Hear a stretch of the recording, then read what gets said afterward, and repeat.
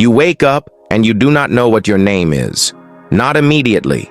It takes 4 seconds. 4 seconds where you lie still on a cot in a cement room and let the new name settle back into your body like water filling a mold. Miguel. You are Miguel. The room is 6 by 9 feet. The temperature outside is 41 degrees Celsius. Inside, a single ceiling fan turns too slowly to matter. Its rattle is the first sound you register every morning, a loose blade, a stripped screw, a rhythm that never quite resolves. You have been Miguel for 19 days. Your real name is held in a sealed file in a federal building 1,400 miles north of here, inside a cabinet that requires 2 signatures to open. The agent who recruited you told you that was for your protection. You believed him. You still do, mostly. Your cover is logistics, mid-level. You move invoices, confirm arrival times, answer a phone with a different number every 3 weeks. Nobody explains anything. You are given information only in the exact quantity you need to survive the next 12 hours. On day 7, you watched a man named Cesar count $280,000 in American currency on a plastic folding table. He did not look up. Nobody introduced you.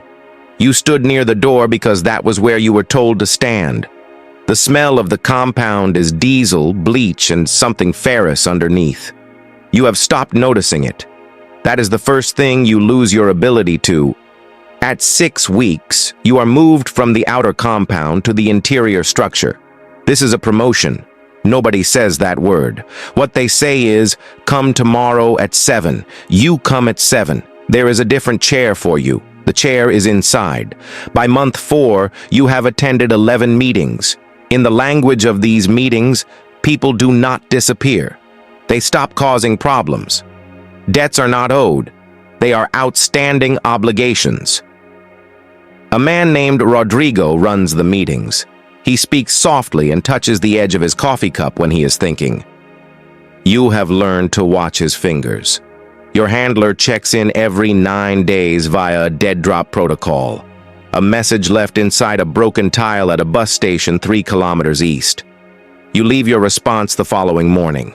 The messages are brief, operational. You write them in the bathroom with the water running. Month 7.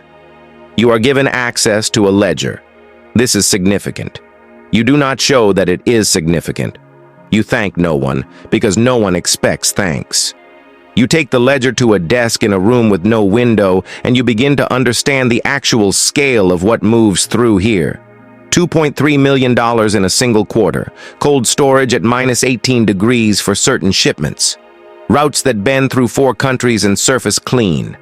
You understand now why your handler wanted someone inside. You also understand for the first time how deeply inside you actually are. By month 9, 3 men know your cover name and ask your opinion before making scheduling decisions.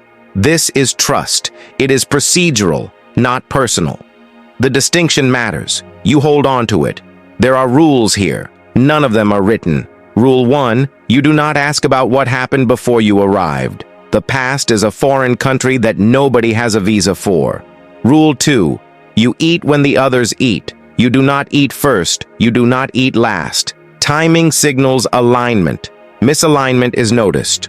Rule 3. When Rodrigo leaves a room, you do not leave for 4 minutes. This is not explained. You observed it on day 31. You have followed it since. The bureaucracy of violence is specific and exhausting. There are proper forms for improper things. There are approval chains for decisions that would collapse any legal organization. A shipment does not move until 3 men have confirmed it on 3 separate phones. An asset is not liquidated their language, not yours without a sign-off from someone you have never met and whose name you will never know. You learn to operate inside this. You learn that creative compliance is simply the art of being useful without becoming visible. You file reports that are accurate enough to satisfy those above you and vague enough to protect what your handler actually needs. You do this 47 times across 14 months. Your cover holds because you are careful about the small things. You remember what you ordered the last time you ate at a specific restaurant. You remember the name of a man's sister. You ask about her once, casually, after 3 months of knowing the name. The man looks at you differently after that. Not warmly, but differently. You are not befriending these people. You are mapping them. The distinction still holds. Mostly. In month 14, an informant is found dead in a drainage channel 8 kilometers from the compound. His name was Tomas. You did not know him well. You know enough to understand he was talking to someone and that someone was not you. You feel relief at that. Then you feel something worse than guilt about the relief. Compound changes.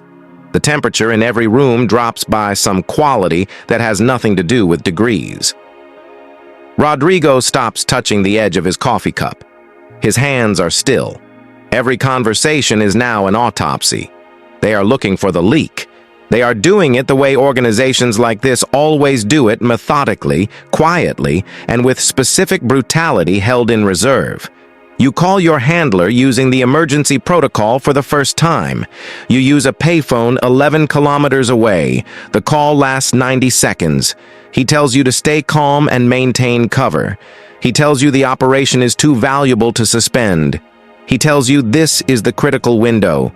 You hang up and stand in the sun and the heat is 43 degrees and you feel nothing. Your sleep breaks into fragments of 90 minutes or less. You wake at every sound. You have stopped dreaming, which you initially thought was a mercy. You understand now it is not. Dreaming requires a self stable enough to generate imagery.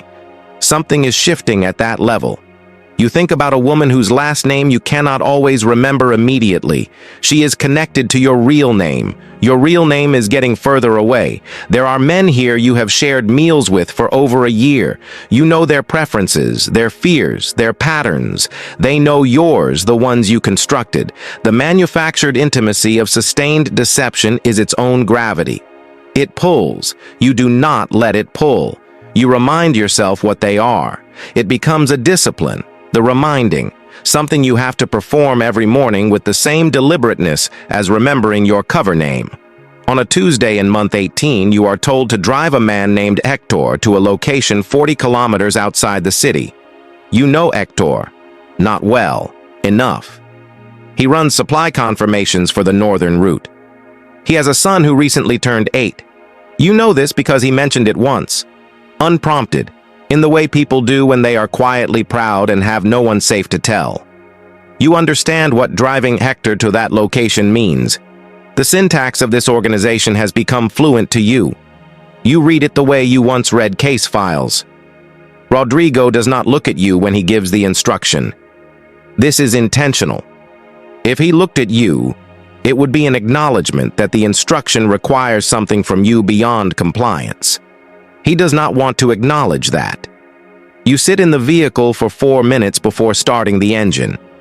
You think about the 18 months. You think about the ledger, the routes, the names, the structure. You think about what your handler said about the critical window. You think about a federal building 1,400 miles north and a cabinet that requires 2 signatures. You think about an 8-year-old. You start the engine. What happens next will not appear in any report you write. It will not appear in your handler's debrief summary. It will exist only in a specific 40-kilometer radius of memory that you will carry in a place that does not have a name. The operation concludes 11 days later. Your handler meets you in a neutral location. He shakes your hand. He uses your real name. It sounds like a word in a language you studied once and have since forgotten. Technically familiar, functionally foreign. He tells you the operation was a success. The data you gathered is significant. Prosecutions will follow. He uses words like contribution and service. You listen. You nod at the appropriate intervals. Inside, something very old and very specific has gone quiet. It is not grief. It is more structural than grief. It is the silence that follows the collapse of a load-bearing wall. They give you a debrief process that lasts 6 weeks. Psychologists, secure rooms, forms that ask you to rate your current emotional state on a scale of 1 to 10. You write 7s. 7s are the most believable number. High enough to indicate function, low enough to indicate self-awareness. 3 months later, you are given a new assignment briefing. different region, similar structure. Your handler tells you your profile is uniquely suited for this type of work. He means it as a compliment. You look out a window while he talks. Somewhere in a compound you will never see again, a man is sitting in your chair. He arrived 2 weeks after your extraction. He has a cover name. He knows which side of the door to stand on. He is learning which sounds to wake up for.